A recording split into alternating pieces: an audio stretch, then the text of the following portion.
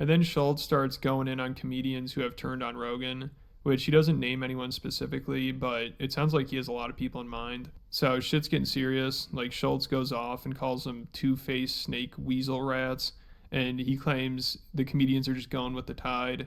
Like, they went on Rogan when it was more beneficial, and now that his podcast isn't what it used to be and public sentiment has shifted, comedians that were former guests of his are jumping on the hate train. It's like, and now I see these comics like kind of vocally talking shit, that they would talk all this shit, by the way, behind closed doors, because it's what comics do, but like real like rat weasel shit.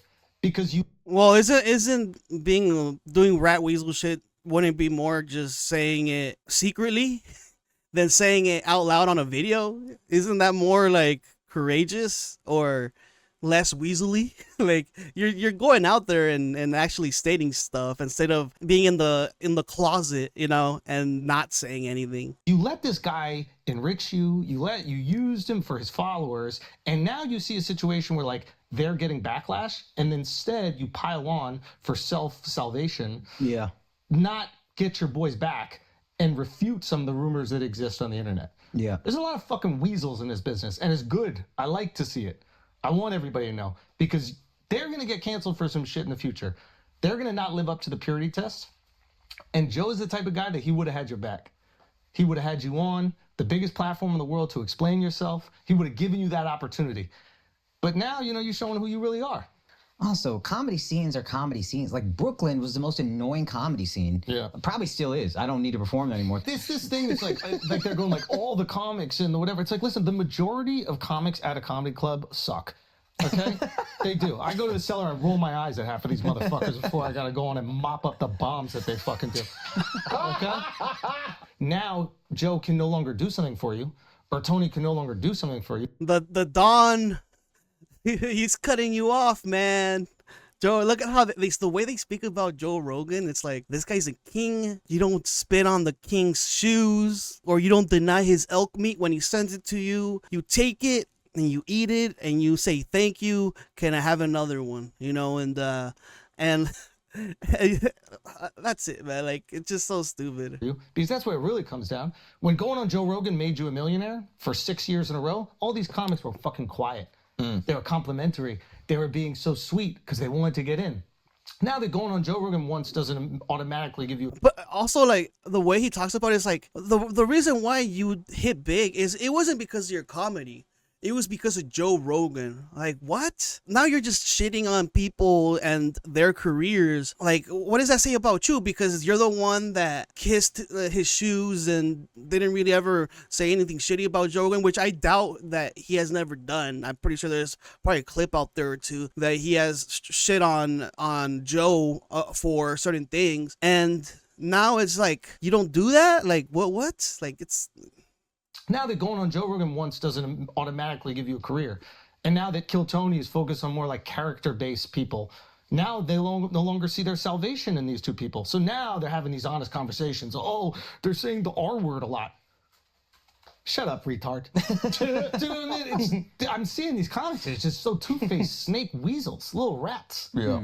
And this is kind of who they are, though, to be honest. Like, these are the conversations they have in private, and then they kind of change face. So maybe it's even better that they're finally have the balls to be authentic. I mean, now. look, Yeah, so it sounds like shit's hitting the fan here. You know, those comedians goofing on Rogan really touched a nerve. Like, I figured it was getting to him, but I didn't realize it was this bad. And I'm not totally sure who Schulz is talking about, but at one point it definitely sounds like I think he's talking about Bobby Lee. He was talking to, what's his name, Ari Manny about it. referring to Stavros Halkias, who's been on Rogan's podcast, but he's not someone whose career was made by Rogan. But Schulz refers to him because he did a podcast with another comedian, and I think she made a trans joke or something, and he called her out on it and said she had Austin brain. And that clip got a lot of attention. And Schulz also mentions how this person was on a podcast that's known for saying offensive stuff, which sounds like he's referring to Town.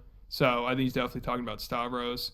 And also it sounds like he could still be talking about Andrew Santino and Bobby Lee, you know, because they had on Maron and they also criticized the Rogan sphere. But then recently Santino went on Rogan's podcast and did Kill Tony. So after that, people thought everything was fine between them. But now hearing this, it sounds like, who knows? You know, it sounds like Schulz thinks he's a backstabber.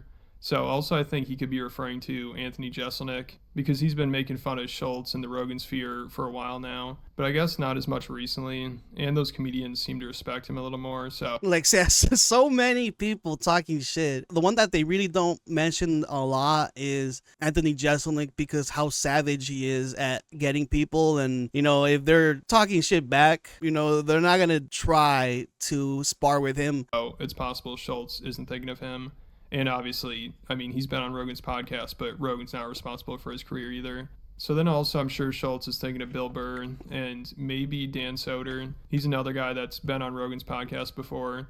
And he's taken some subtle shots, kind of more so at the people that follow Rogan and the comedians that latch onto him, like Schulz. And then also he had on Marc Maron recently, so I'm sure that did it. You know, it sounds like if you have on Marc Maron, the Rogan sphere hates you. But none of these comedians owe their careers to Rogan. Like, I'm sure they really appreciate him inviting them on. That's what I'm saying. Like, you're trying to say that, oh, the reason why you're not good and you're not selling tickets is because you haven't been invited to JRE or have done another episode or another episode after that. You know who you can actually say that about? It's probably like Brendan Schaub. Like, he has the most appearances out of everybody, and he sort of semi-quit doing comedy because it didn't matter how many times he was on it. His comedy is still shitty. Just don't take my word for it. Look it up online. Look into it. And would admit Rogan's very gracious to comedians and loves helping them out and seeing them succeed. But I don't think it's out of line for them to joke about or criticize Rogan just because he had them on his podcast once. I mean, obviously, I don't know what's going on behind the scenes, but I wouldn't say these comedians are stabbing him in the back. Even though it does seem like Andrew Santino might be a little two-faced. You know, he criticizes podcasters like Rogan and has Maron on, who's known for trashing Rogan, and really doesn't push back at all once Maron starts going off on him.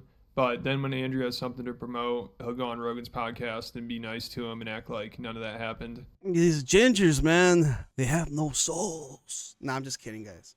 No, but Andrew Schulz, Andrew Santino is that guy to be like, you know what, I'm going to say it. I'm going to say the name, you know? So also Schulz acts like all these comedians are just kicking Rogan while he's down and only trashing him now because it's popular.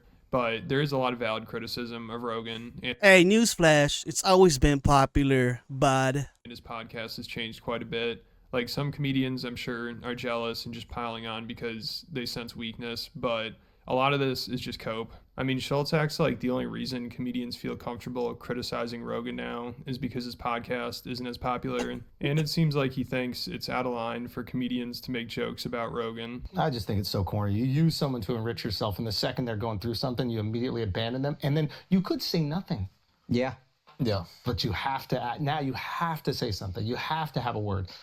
It's like, yeah, okay. That's some Karen shit right there. Don't see you're going a little Karen right now.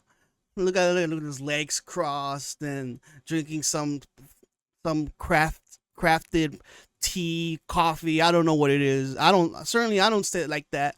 My boss can't take it. Well, now we know who you are. Even though we always knew, now everybody knows who you are. And your fans probably No, some of them I'm surprised by. Really? Some of them I'm like, I thought you were a stand-up dude, man. I thought you were a stand-up fucking guy.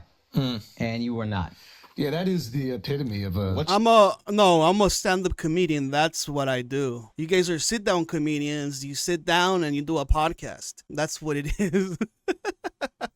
Yeah, that is the epitome of a... What's changed? Because I feel like... They don't see their salvation in him. Comics are loyal to their salvation. Sorry, what are you saying? Like, I feel like when Rogan was in LA, it was everybody got along. It was really kumbaya in the comedy scene. Like, no one really attacked other comics, even if they disagreed with them. What has changed? That's not true. They've always been doing that. A lot of people have done that. Like, it didn't matter when he moved. And, the criticism is still always there. You're still allowed to criticize people. It doesn't matter. All of a sudden now, the way the comedy scene changed was because of Texas. It's like, no. If you're trying to create an excuse for it, that would be one of them. This is my opinion.